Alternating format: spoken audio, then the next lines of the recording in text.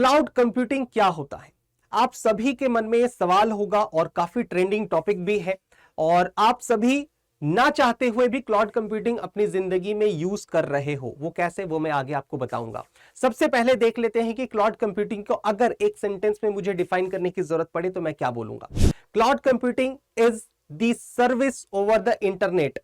और किस तरह का सर्विस? ऑन डिमांड सर्विस, यानी कि एक यूजर या फिर कोई एक कंपनी जो स्टार्टअप करती है या कोई भी पर्सन जो चाहता है किसी सर्विस को एक्सेस करना, लेकिन उसके लिए वो अपना एक प्रॉपर सेटअप नहीं करना चाहता, उसके लिए वो कुछ फीस देकर अपनी सर्विस को एक्सेस करना चाहता है, उसका फायदा उठाना चाहता है, तो ये फैसिलिटी आपको प्रोवाइड करता है क्लाउड कंप्यूटिंग। जी हाँ, सही सुना आपने, क्लाउड कंप्यूटिंग।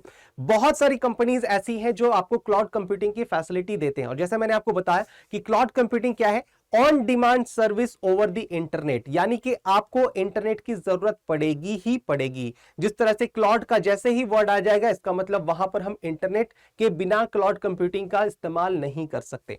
कई सारी कंपनियां हैं जो एक क्लाउड कंप्यूटिंग की सर्विसेज आपको प्रोवाइड करती हैं, जैसे माइक्रोसॉफ्ट अज्योर है, AWS है, आई क्लाउड है, IBM क्लाउड है। आपने गूगल फोटोज का यूज किया होगा। जी हाँ, जैसे मैंने आपसे बताया था कि आपने अनजाने में भी क्लाउड कंप्यूटिंग का यूज किया होगा। जैसे मान लेते हैं आपने गूगल फोटोज का यूज किया होगा।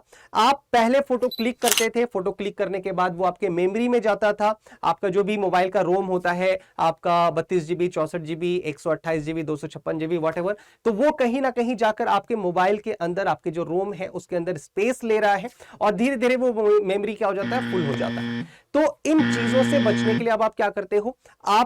आपको गूगल ने दिया गूगल फोटोज का एक ऑप्शन। अब आप उन फोटोज को क्लिक करने के बाद उन फोटोज को गूगल फोटोज पर अपलोड करते हो, तो ये आपका बच जाता है मेमोरी और आप उसको दूसरी चीजों के लिए यूज कर सकते हो, राइट। तो ये जो आपने इंटरनेट पे अपलोड कर दिया, ये जो इंटरनेट पे अपलोड किया, this is called cloud computing. इसी तरह से बहुत सारा काम होता है जो हम क्लाउड कंप्यूटिंग का यूज करते हुए करते हैं।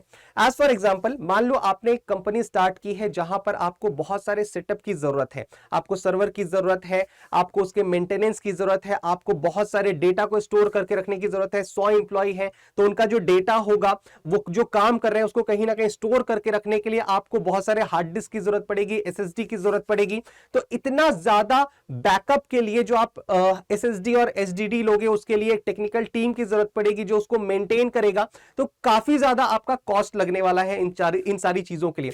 और एक स्टार्टअप के लिए इतनी सारी चीजों को अरेंज कर पाना थोड़ा सा मुश्किल हो जाता है। और इस चीज के लिए जो स्टार्टअप होते हैं वो यूज करते हैं क्लाउड कंप्यूटिंग की फैसिलिटी, यानी कि अब उनको अपने डेटा को स्टोर करके रखने के लिए, उसके बैकअप को बनाने के लिए किसी भी तरह के SSD SDD की जरूरत नहीं है, बैकअप के लिए जरूरत नहीं है। वो एक कंपनी के पास जाते हैं, यानी कि कंपनी जो सर्विस प्रोवाइड करती है, जैसे मैंने आपको बताया माइक्रोसॉफ्ट अज्योर है, AWS है, आई क्लाउड है, IBM क्लाउड है, बहुत सारे ऐसे आपके डिफरेंट डिफरेंट जो क्लाउड कंप्यूटिंग की सर्विस प्रोवाइड करते हैं वो है। तो वो उनके पास जाते हैं एंड देन वो वहां से सर्विस प्रोवाइड करते हैं ऑनलाइन। और जैसा भी उनका यूज होता है, जितना भी उनका यूज होता है, उतने यूज के हिसाब से वो उनको एक सर्विस चार्ज देते हैं और उनका डेटा, उनका जो सर्वर है या जो उनका जो स्टोरेज है वो उसको यूज करते हैं।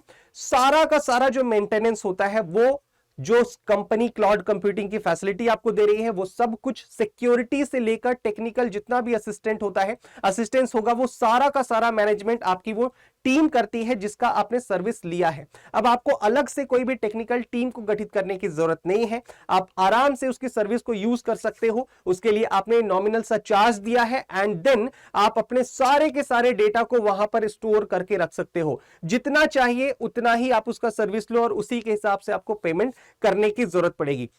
तो ये फैसिलिटी आपको देता है क्लाउड कंप्यूटिंग। तो इससे क्या हो जाता है, जो स्टार्टअप है या अगर आप पर्सनल लेवल पे भी बात करते हो, तो आपका जो पॉकेट है, यानी कि जो आपका पैसा है, वो जितना इन्वेस्टमेंट होना चाहिए वो उतना इन्वेस्टमेंट नहीं होगा और आप काफी कॉस्ट इफेक्टिव होगे। आपका जो प्रोडक्ट होगा वो काफी कॉस्ट इफेक्टिव हो जाएगा एंड इस तरह से आप अपने पॉकेट में जो पैसे हैं उसको बचा सकते हो किसी और की सर्विस को लेकर। आपको पर्सनली इसको अपना सेटअप करने की कोई भी जरूरत नहीं पड़ेगी।